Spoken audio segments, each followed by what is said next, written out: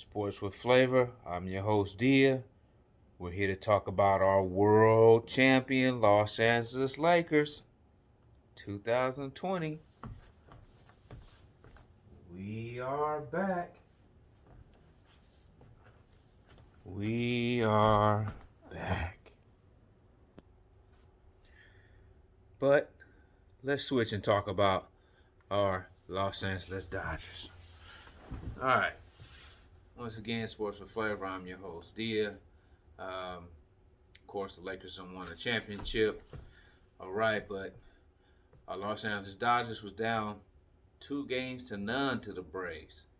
They fought back game 2 after being down 7-0. Made an almost historical comeback in the ninth inning, but we fell short, 90 feet, 8-7.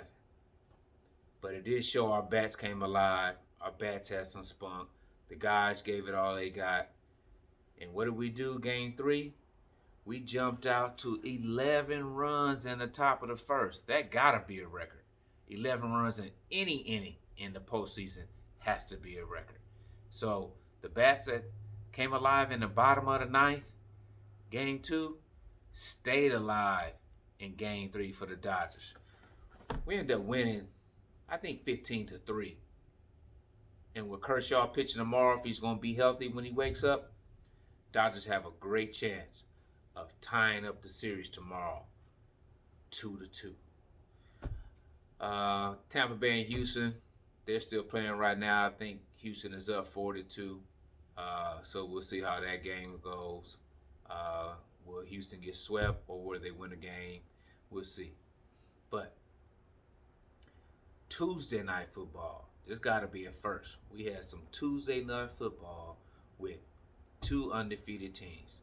The Buffalo Bills, 3-0, or 4-0, and the Tennessee Titans at 3-0. Now Tennessee ain't played maybe 2 weeks. They had been off because of the COVID-19. One of their games got postponed, and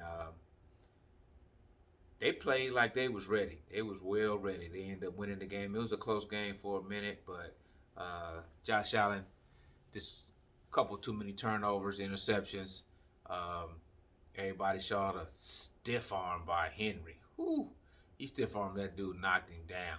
Okay, so either Henry is in the weight room too much, which you could never be as an athlete, or somebody needs to get in the weight room. The dude who got stiff armed ran over. So Tennessee ended up running away with that game. I think it was like 40-16 or something like that. So we'll see. I doubt they'll have them play again Thursday night. They were supposed to play again Thursday night against, I believe, Kansas City, but I think they're going to postpone and move that game. So you guys know I'm a big Laker fan. So let's talk Lakers for a second. All right. So when everybody went to the bubble, the 22 teams, it was all fair game. Lakers come out the champions. Now it's supposed to be some kind of asterisk championship. I mean, no. Everybody had the same chance to get in that bubble and stay focused. I know it's hard being away from your family and, not being in your own bedroom. But, hey, it was equal, fair playing ground for all the players. All those rookies that was putting in work didn't have to worry about no crowd noise, didn't have to worry about being booed, didn't have to worry about the bright lights of the playoffs or the finals. So they got a pass. They got to just play basketball. Everybody talking about this AAU championship trophy. AAU playground pickup, we won. Don't hate because the Lakers won. Okay? So y'all can call it what you want to call it. The Lakers are the 2020 NBA champs.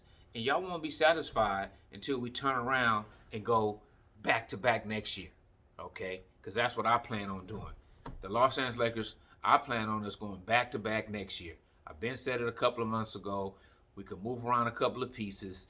No disrespect to any of the players, but we can move some of them pieces. We can get Boogie Cousins back. We're going to get Avery Bradley back. And then we can grab maybe one more 3-man or a shooter or a defensive presence person.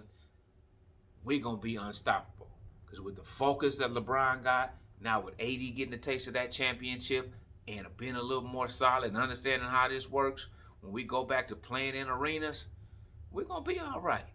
We have veterans. We're going to be all right. So for those other teams, will you play better when you getting booed in the Staples Center? When you got to come to L.A. and deal with all what L.A. has to deal with, the Hollywood, the drama, the TMZ, and the stutter stuff that we go through out here in L.A. So that's just a little something because everybody talking about the Lakers, and I'm gonna defend my team. I'm gonna be biased probably for my team sometimes, but I'm also keep it real. Okay, JaVale McGee, he did good for us all season. Didn't get to play in the playoffs that much. Didn't get to play in the finals at all. But hey, you helped us win a ring, big fella, and I thank you.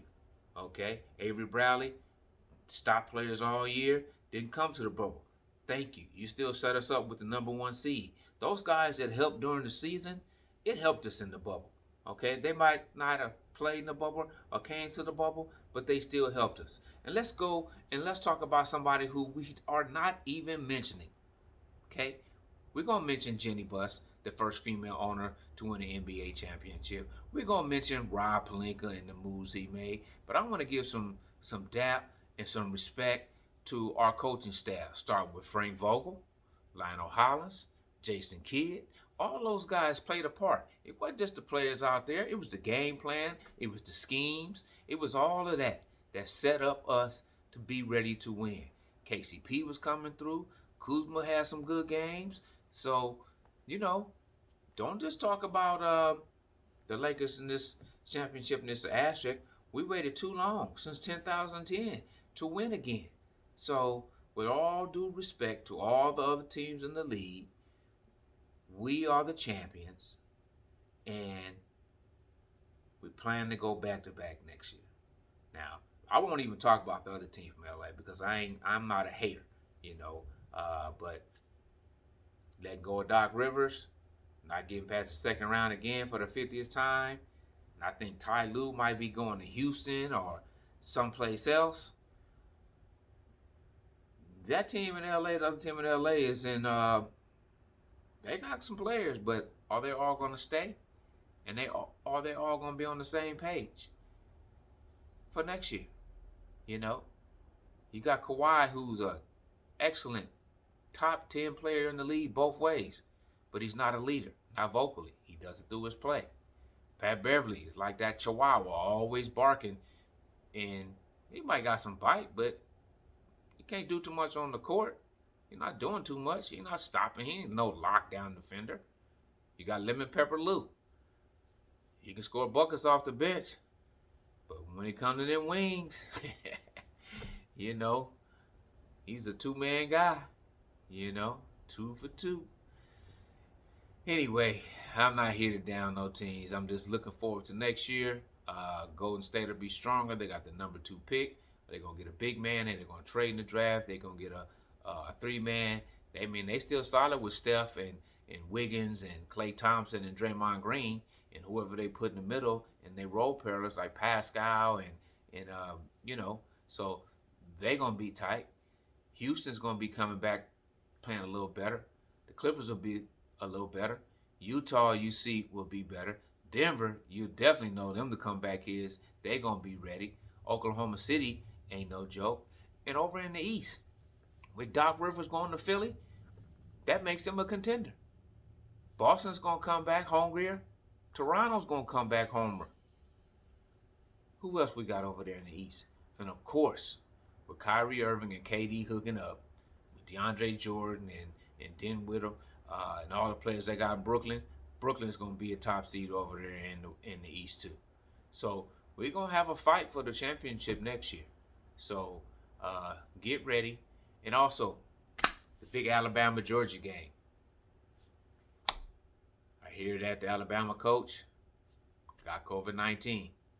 So he tested positive, so he might not coach. I don't like they're going to cancel the game, but the coach got the COVID. So you guys still be safe out there. Try to social distance. Try to wear your mask. And hopefully this thing goes away so we can get back to full sports and full arena. I don't think it's going to happen till sometime in 2021, maybe February or March, when we can get back to fans coming into the arena for whatever sporting events, football, basketball, tennis, golf, or whatever it might be. But we gotta be safe.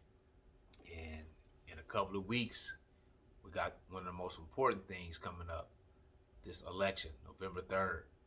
I don't know how early the voting is going to be when they're going to open up the polls. And if you guys are noticing that they're stealing ballots out of mailboxes, and I seen they had some fake drop boxes for the votes to go in. If you guys can just wait, the polls should open up a little early like they did last year for early voting. You can fill out your vote and go drop it off at a vote center where you can vote. Your vote by mail, you can go drop it off there. If you don't want to send it to the post office, if you're not trusting these ballot boxes they putting out, just fill out your vote and then go drop it off at a vote center. I'll be volunteering my time at a voting center picking up votes. So just go there where you can vote, and you can drop it off anywhere. You can seal it and drop it off there. That's one of the safest ways I know that your vote is going to get counted. Okay? So don't worry about putting it in the mail. Don't worry about putting it in these drop boxes that they have. Just wait and go drop it off at a registered vote place where they'll have to put it in a box, and then they'll distribute it to a call center. Okay? A voting place at the end of the night. And then they'll definitely be on the up and up. Anyway, this is Dia with your Sports with Flavor. Make sure you click and check your notification button on YouTube so you know every time I put out a new show. Okay? Make sure you follow. Make sure you subscribe. Make sure you share. Okay? Happy birthday to my goddaughter Journey today. It's her birthday. Rest in peace, Laverne. It's her birthday. My little man Bash, today's his birthday. My man Sidney Harris, Ladero Little League, and one of the cleanest dudes I know, today's his birthday. I used to get my birthday shots at the beginning. Kind of forgot, but I'm not going to forget. I'm not going to forget. It's my sister Tamithia's birthday tomorrow. So be ready. You guys have a safe evening. Wednesday evening, Sports with Flavor. I'm your host, Dia. Peace and love, and happy belated birthday to my mother-in-law, Mrs. Bourne. We had a great time out there in Vegas. Got to watch the Raiders beat Kansas City. Got to celebrate, win a little money. Family was together. Got to see my little nephew JR's 8th birthday. Got to see the Lakers win the championship with my stepfather, Mr. Bowen, and the rest of the family, my wife and her kids and everybody. So, you know, we had a good time out there in Vegas. Got to see my man Piper and Scrap from Watts. It was good seeing you two brothers. Hey, and I'll get with you later on this week. Y'all be safe. Peace.